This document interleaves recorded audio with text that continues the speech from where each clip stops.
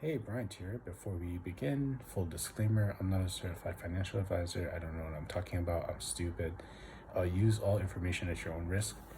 Everything here is for education slash acting purposes only.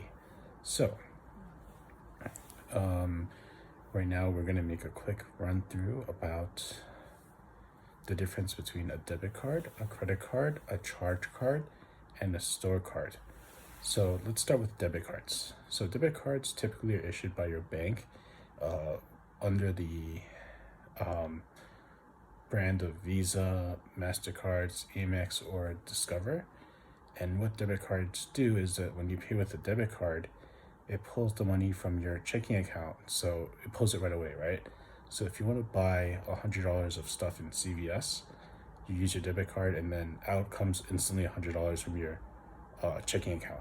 And if you don't have the money, either it doesn't work or it's overdrawn or whatever reason. So that's debit cards. Credit cards, which people are typically familiar with, they come into brands not including but not limited to MasterCard, Visa, Discover Card, and Amex. So basically with credit cards, they typically charge an interest rate and or annual fee or like foreign transaction fees.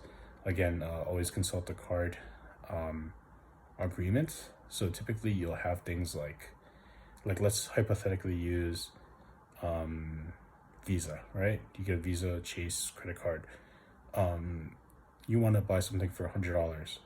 They'll have a minimum payment of, let's say you buy $100 and then you have to pay at least a minimum payment of $25 by the next billing cycle.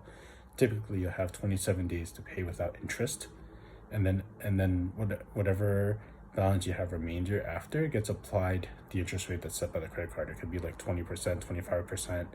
So whatever the annual interest rate is, you divide that by 12, and then that gives you the interest rate per month, and then your debt basically grows for whatever amount that you don't pay.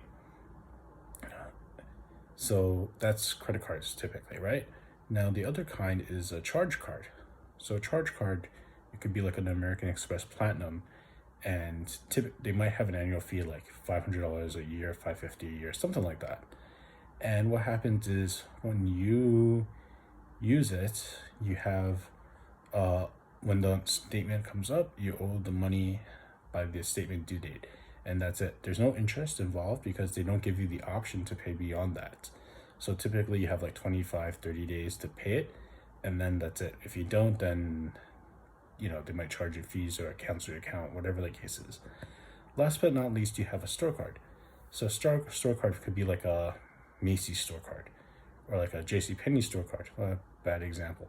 But the store card is basically branded under the store's name and used exclusively with that store. So you can't use a Macy's credit store card for in like anywhere else, right? Unless you have the Macy's American Express credit card. But typically it's limited to that store. They may or may not have an annual fee, and they charge an interest rate as well. So it basically is a credit card, except you can only use it in that store.